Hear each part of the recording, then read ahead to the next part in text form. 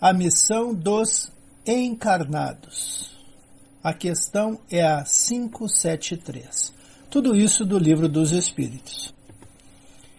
Em que consiste a missão dos espíritos quando encarnados, também conhecidos como alma? Instruir os homens, ajudar em seu adiantamento, melhorar suas instituições pelos meios diretos e materiais. Ao mesmo tempo que o espírito se depura pela encarnação, concorre para a realização dos desígnios da providência. Cada um tem sua missão na Terra, cada um pode ser útil para alguma coisa. 574. Qual pode ser a missão das pessoas voluntariamente inúteis na Terra? Há realmente pessoas que vivem somente para si mesmas e não sabem se tornar úteis para nada. Pobres seres, dignos de compaixão, porque expiarão cruelmente sua inutilidade voluntária e, muitas vezes, sua corrigenda começa na terra, pelo tédio e desgosto da vida. 574-A. Uma vez que fizeram a escolha, por que preferiram uma vida sem nenhum proveito? Entre os espíritos, há também preguiçosos, que recuam diante de uma vida de trabalho. Deus lhe permite agir assim, compreenderão mais tarde, e à sua custa, os inconvenientes de sua inutilidade, e serão os primeiros a pedir para reparar o tempo perdido. Pode ocorrer também que tenham escolhido uma vida mais útil, porém, uma vez encarnados, recuam e se deixam levar por espíritos que os induzem à ociosidade. 575. As ocupações comuns mais nos parecem deveres do que missões propriamente ditas.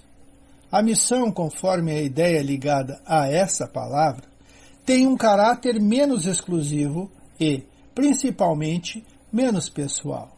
Sob esse ponto de vista, como reconhecer que um homem tenha uma missão sobre a Terra? Pelas grandes coisas que realiza, pelo progresso a que conduz seus semelhantes. 576. Os homens que têm uma missão importante são predestinados antes do seu renascimento e têm conhecimento disso? Algumas vezes sim, na maioria das vezes a ignoram. Deus os direciona para o caminho onde devem cumprir seus desígnios. 577. Quando um homem faz algo útil, é sempre por uma missão anterior e predestinada? Ou pode receber uma missão não prevista? Nem tudo que um homem faz é resultado de uma missão predestinada. Ele é, muitas vezes, o instrumento de que um espírito se serve para executar algo útil. Por exemplo, um espírito julga que seria bom escrever um livro que ele mesmo faria se estivesse encarnado. Então, procura o escritor mais apto a compreender seu pensamento e executá-lo, e lhe dá a ideia, dirigindo-o na execução. Porém, esse homem não veio à Terra com a missão de fazer essa obra. Ocorre o mesmo com alguns trabalhos de arte e as descobertas. É preciso dizer ainda que durante o sono do corpo, o espírito encarnado se comunica diretamente com o espírito desencarnado, nômade, e se entendem sobre a execução de tarefas. 580. O espírito que encarna para cumprir uma missão tem a mesma apreensão daquele que o faz como prova? Não, ele já tem a experiência. 581. Os homens que são a luz do gênero humano, que clareia por seu gênio, têm certamente uma missão. Mas entre eles aos que erram e, ao lado das grandes verdades, propagam grandes erros. Como se deve considerar a missão desses homens? Como enganados por eles mesmos. Estão abaixo da tarefa a que se propuseram. É preciso, entretanto, se dar conta das circunstâncias. Os homens de gênio devem falar conforme os tempos. E um ensinamento que se considera errôneo ou infantil para uma época avançada podia ser suficiente para o século em que foi divulgado. 582. Pode a paternidade ser considerada uma missão? É, sem dúvida, uma missão. E é, ao mesmo tempo, um dever muito grande que obriga, mais que o homem pensa, sua responsabilidade diante do futuro. Deus colocou a criança sob a tutela de seus pais para que esses a dirijam no caminho do bem e facilitou a tarefa, dando à criança um organismo frágil e delicado que a torna acessível a todas as influências. Mas há os que se ocupam mais em endireitar as árvores do seu pomar e as fazer produzir bons frutos, do que endireitar o caráter do seu filho.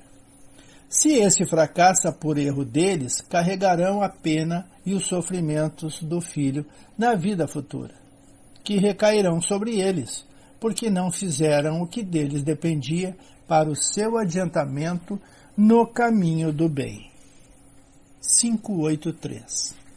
Se uma criança se torna má, apesar dos cuidados de seus pais, eles são responsáveis? Não. Porém, quanto mais as disposições da criança são más, mais a tarefa é difícil e maior será o mérito se conseguirem desviá-la do caminho do mal. 584. Qual pode ser a natureza da missão do conquistador que tem em vista apenas satisfazer sua ambição e, para atingir esse objetivo, não recua diante das calamidades que ocasiona? É, na maioria das vezes, apenas um instrumento de que Deus se serve para a realização de seus desígnios, e essas calamidades são algumas vezes um meio de fazer um povo avançar mais rapidamente. 584a. Aquele que é o instrumento dessas calamidades passageiras é estranho ao bem que pode resultar disso, uma vez que visava a um objetivo apenas pessoal. Apesar disso, se aproveitará desse bem? Cada um é recompensado de acordo com suas obras, o bem que quis fazer e a retidão de suas intenções. Deus julga muito mais pelas intenções do que pelos atos. Ficamos por aqui, agradecidos e pedindo a Jesus: esteja sempre conosco.